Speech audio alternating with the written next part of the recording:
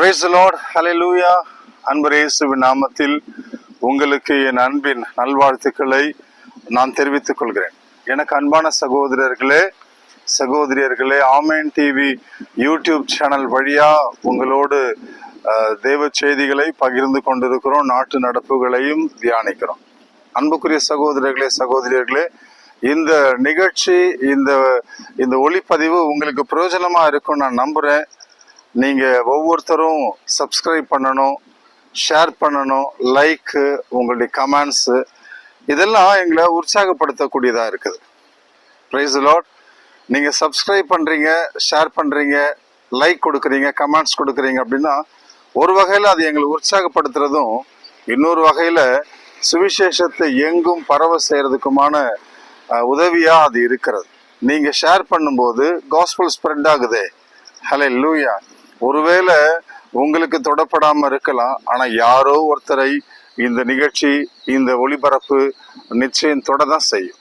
நீங்க அதனால நான் பண்ற ஷேர்ல என்ன ஆக போகுதுன்னு நினைக்காதீங்க, நான் கொடுக்குற சப்ஸ்கிரைப்ல என்ன ஆகுதுன்னு நினைக்காதீங்க. நிச்சயமா அது எனக்கு மற்றவர்களுக்கும் பிரயோஜனமா தான் இருக்குது. ஆகவே மறந்துடாதீங்க, சப்ஸ்கிரைப் பண்ணுங்க, ஷேர் பண்ணுங்க. உங்களுடைய லைக்ஸு, உங்களுடைய கமெண்ட்ஸு எங்களுக்கு ரொம்ப உற்சாகத்தை தரும். எனக்கு அன்பான சகோதரர்களே, நாம் இப்பொழுது செய்திக்குள்ள போகலாம். இன்றைக்கு நாட்டு நடப்பை பாருங்களேன். இந்த நாட்களில், அதிலும் கடந்த ஆண்டு, அதுக்கு முந்தைய ஆண்டு எல்லாம் நடக்கிற சம்பவங்களை நாம் பார்க்கும் பொழுது உலகத்துக்கு என்ன நேரிடுமோ என்று ஒரு எண்ணம் வருகிறது. ஆமன்பானவங்களே, கடந்த வருஷத்துல நீங்க பாருங்க, இஸ்ரேலுக்கும் ஈரானுக்கும், இஸ்ரேலுக்கும் ஹமாஸுக்கும் பிரச்சனைங்க நடந்தது இல்லையா? ஹமாஸ் இஸ்ரேலை எதிர்த்து எழுந்தது, ஈரான் இஸ்ரேலுக்கு எதிராக செயல்பட்டது, உக்ரைனுக்கு எதிராக ரஷ்யா வந்தது. இப்படி பல நிகழ்ச்சிகளை நம்முடைய நாட்கள்ல நாம பார்த்து கொண்டிருக்கிறோம். நிகழ்ச்சிகள்ல யுத்தங்களை நாம் பார்த்து கொண்டிருக்கோம், போர்களை பற்றின செய்திகளை கேட்டுக்கொண்டு இருக்கிறோம். நாடை எதிர்த்து எழும் என்று வேதத்தில் குறிப்பிடப்பட்டு இருக்கிறதெல்லாம் நாம கண்கூடாக பார்க்கிறோம். இப்பொழுது பாருங்க, வெனிசுலாவின் மீது அமெரிக்காவின் தாக்குதல்.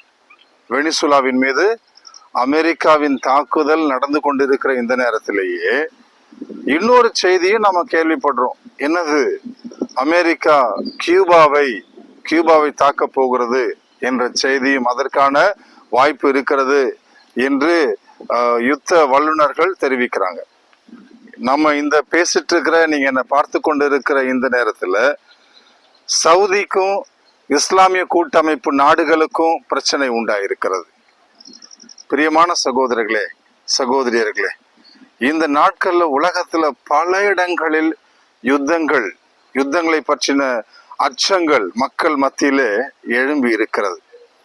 இது எதை குறிக்கிறது?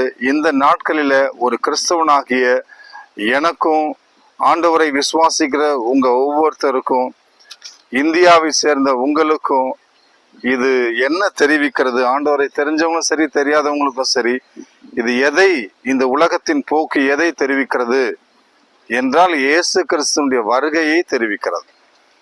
நாம எல்லாம் அவரை சந்திக்க ஆயத்தமாக இருக்க வேண்டும் என்று தெரிவிக்கிறது. ஆம் அன்புக்குரியவங்களே, மார்க்கு நற்செய்தியின் புத்தகத்துல, விவிலியத்துல மார்க்கு நற்செய்தி 13ஆம் அதிகாரத்தை நான் வாசிக்கிறேன், நீங்க கவனமா கேளுங்க. 13ஆம் அதிகாரத்துல நான் நடக்க போகிற காரியங்களை குறித்து ஆண்டவர் இங்க தெளிவா அவர் சொல்லி இருக்கிறார். கவனிச்சு பாக்குறீங்களா? 5வது வசனத்திலிருந்து, இயேசு அவர்களிடம் கூறியது, உங்களை யாரும் நெறி தவற செய்யாதவாறு பார்த்து கொள்ளுங்கள்.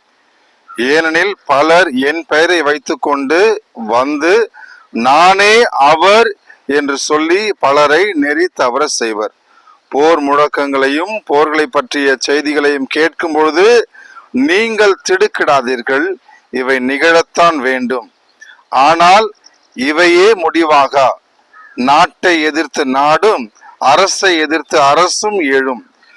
பல இடங்களில் நிலநடுக்கங்கள் ஏற்படும், பஞ்சம் உண்டாகும்.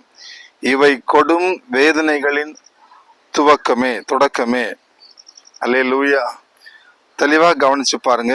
போர் முழக்கங்களை, போர் செய்திகளை நீங்கள் கேட்பீர்கள். இது நடக்கத்தான் வேண்டும். இதை பற்றி நீங்க திடுக்கிடாதீங்க. இது முடிவில்ல. நாட்டை எதிர்த்து நாடு எழும், அரசை எதிர்த்து அரசு எழும், நிலநடுக்கங்கள், இயற்கை சீற்றங்கள் உண்டாகும். ஆனா இவையெல்லாம் பஞ்சம் உண்டாகும். இவைகள்லாம் முடிவில்லை. ஹல்லேலூயா. இதெல்லாம் என்னவா? வேதனைகளின் தொடக்கம். Price the Lord. வேதனைகளினுடைய ஆரம்பமே இப்படி இருக்குது. ஹல்லேலூயா. இந்த வேதனைகளின் உச்ச நிலை எப்படி இருக்கும்? எவ்வளவு வேதனையா இருக்கும் யோசனை பண்ணி பார்த்துக்கோங்க. பிரியமான சகோதரர்களே, இந்த நேரத்துல யுத்தங்களை பற்றின செய்திகள், போர்களை பற்றின செய்திகள், நிலநடுக்கங்கள், பஞ்சங்கள், கொள்ளை நோய்கள், இதெல்லாம் நிறைய பின்னாடி ஆண்டவர் எழுதி வச்சிருக்கிறார், சொல்லி வச்சிருக்கிறார். இதை ஏன் சொல்லி வச்சிருக்கிறார் அப்படின்னா, அவர் வரப்போறாரு. அவர் வரும்போது நீங்களும் நானும் அவரை சந்திக்க நாம் ஆயத்தமாக வேண்டும் என்பதற்காக தான் அதை அவர் சொல்லி வச்சிருக்கிறார். Price the Lord. அவர் வரப்போறாரா என்று ஒருவேளை நீங்க கேட்கலாம். ஆமா அன்பானவங்களே, இயேசு கிறிஸ்து வரப்போகிறார். ஒரு சிலர் நான் சொல்லி இப்படி நான் கேள்விப்பட்டிருக்கேன். இயேசு என்றைக்கும் தினந்தோறும் வந்து கொண்டுதான் இருக்கிறாரு, ஒவ்வொரு வழிபாட்டிலையும் அவர் வந்து கொண்டுதான் இருக்கிறாருன்னு சொல்றாங்க. அந்த பிரசன்னம் வேற. அது அறியாமையில சொல்றாங்க நான் நினைக்கிறேன். உண்மையில வேதனைப்படுறேன். அவங்க அறியாமையில சொல்றாங்க. பல சகோதரர்கள் அவங்க சமுதாயத்துல பல்வேறு நிலையில இருக்கிறாங்க. அவங்க ஏன் மதத்தின் கிறிஸ்துவத்திற்குள்ள கூட அவங்க இருக்கிறாங்க. போதகர்களா இருக்கிறாங்க, ஊழியர்களா இருக்கிறாங்க, நற்செய்தி பணியாளர்களா இருக்கிறாங்க. பல பேர் அவங்க என்ன சொல்றாங்கன்னா, இயேசு கிறிஸ்து மறுமுறை வரப்போகிறார் என்கிற ஒரு விசுவாசம் அவங்களுக்குள்ள இல்ல. நிறைய பேருக்கு இல்ல. அது ரொம்ப வேதனையான ஒரு விஷயமா இருக்குது.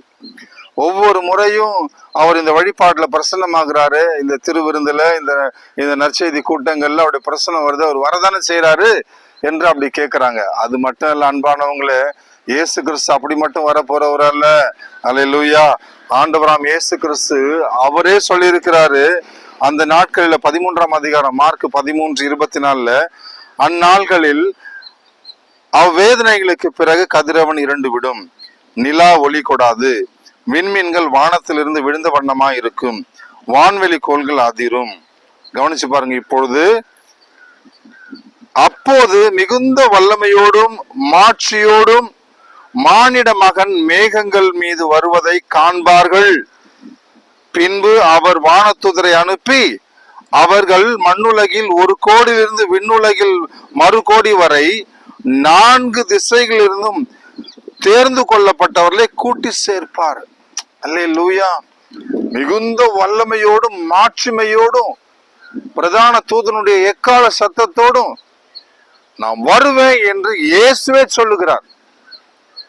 இது யாரோ ஒரு புனிதர் சொன்னாங்க, அல்லது விவிலிய பேராசிரியர், பைபிள் ஸ்காலர் சொன்னாங்கன்னா இல்ல. அவர் சொன்னார், இவர் சொன்னார்னா இல்ல. இது இயேசு சொன்னது. அல்லேலூயா. இயேசு கிறிஸ்து சொன்ன காரியம் இது. அல்லேலூயா. மிகுந்த வல்லமையோடும் மாட்சிமையோடும் அவர் வருவார், எல்லாரும் அவரை காண்பார்கள். அல்லேலூயா. பைபிள் சொல்கிறது, அவர் மேகங்கள் மீது வருவார், அவரை குத்தினவர்கள் எல்லாரும், அவரை ஊடுருவ குத்தினவர்கள் எல்லாரும் அவரை காண்பார்கள் என்று பைபிள் தெளிவா சொல்லுகிறது. Praise the Lord. அல்லேலூயா. ஆகவே எனக்கு மிகவும் பிரியமான சகோதரர்களே, இந்த அமெரிக்கா வெனிசுலாவின் மீது போர் தொடுத்திருக்கிறது. ரஷ்யா உக்ரைன் மீது போர் தொடுத்திருக்கிறது. இப்பொழுது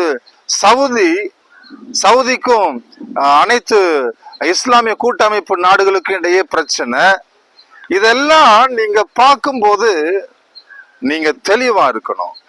வேதத்தில் சொல்லப்பட்டிருக்கிற காரியம் நிறைவேறி கொண்டிருக்கிறது. இயேசு வரப்போகிறார். அல்லேலூயா. அதை அறிவித்துக் கொண்டிருக்கிறது. வானத்திலே இயேசு வரப்போகிறார், மேகங்கள் மீது இயேசு வரப்போகிறார் என்பதை தெள்ள தெளிவாக இந்த காரியங்கள் சொல்லி கொண்டிருக்கின்றன. ஆகவே எனக்கு அன்பானவர்களே, எச்சரிக்கையா இருந்து மனம் திரும்புங்க. எச்சரிக்கையா இருந்து மனம் திரும்புங்க. இந்த நாட்கள்ல உலகத்துல நடக்கக்கூடிய நிகழ்வுகளை ஒரு பக்கம் நியூஸ் பேப்பரையும் ஒரு பக்கம் வேதத்தையும் வச்சு பார்க்கணும். உலகத்தில் நமக்கு நடக்கிற அல்லது நாம் கேள்விப்படுகிற செய்திகளையும் இந்த பரிசுத்த வேதாகமத்தையும் ஒப்பிட்டு பார்த்து நம்மை நாம் ஆயத்தப்படுத்திக் கொள்ள வேண்டும். அல்லேலூயா. அவர் மேகங்கள் மீது வருவார், எக்கால தூதனுடைய பிரதான சத்தத்தோடு அவர் வருவார், மிகுந்த மகிமையோடு வருவார், மிகுந்த வல்லமையோடு அவர் வருவார். அல்லேலூயா. ஏன் வரார்னா அவரால் தேர்ந்து கொள்ளப்பட்டவங்க கூட்டி சேர்க்கப்படுவதற்கு. Price the Lord. நீங்க தேர்ந்து கொள்ளப்பட்டவங்களா இருக்கிறீங்களா? யோசிச்சு பாருங்க. நீங்க இன்னும் அவரால் தேர்ந்து கொள்ளப்படவில்லை என்றால் நீங்க தேர்ந்து கொள்ளப்பட வேண்டும். ஆமென். அது நல்லது. நீங்க தேர்ந்து கொள்ளப்பட்டால் அவரோடு ராஜ்யத்திற்குள், அவருடைய நித்தியமான ஜீவனுக்குள், நித்திய வாழ்விற்குள், முடிவில்லாத அந்த எவர்லாஸ்டிங் லைஃப்னு சொல்லுவோமே, பரலோக வாழ்க்கைக்குள் நாம் பிரவேசிப்போம். இல்லைன்னா நரகம்தான். ஹல்லேலூயா. நீங்க யாரா வேணாலும் இருக்கலாம், நீங்க எந்த இடத்துல வேணாலும் இருக்கலாம், திருச்சபையில பெரிய அங்கத்தினரா இருக்கலாம், சமுதாயத்துல பெரிய ஒரு பொறுப்புல இருக்கலாம், யாரா இருந்தாலும் சரி, இயேசு கிறிஸ்துவுக்கு முன்பாக நாம் நின்றாக வேண்டும். ஆகவே நாட்டில் நடக்கிறதை வேதத்தோடு ஒப்பிட்டு பார்த்து ஆண்டவரை அணுகி செல்வோம். Price the Lord. வேற ஒரு நாள் இன்னும் உலகத்தில் நடக்கக்கூடிய காரியங்களை குறித்து தியானிப்போம். அதுவரையில் ஆண்டவர் உங்களை ஆசீர்வதிக்கட்டும். நான் திரும்ப உங்களுக்கு ரிமைண்ட் பண்ணுறேன், சப்ஸ்கிரைப் பண்ண மறக்காதீங்க, ஷேர் பண்ண மறக்காதீங்க. உங்களுடைய லைக்ஸ் கமெண்ட்ஸ் எனக்கு வேணும். இதுவரையில் சப்ஸ்கிரைப் பண்ண ஒவ்வொருத்தரையும், ஷேர் பண்ண, லைக் பண்ண ஒவ்வொருத்தரையும், கமெண்ட்ஸ் பண்ண ஒவ்வொருத்தரையும் நான் வாழ்த்துகிறேன். ஆண்டவர் உங்களை ஆசீர்வதிக்கட்டும். God bless you.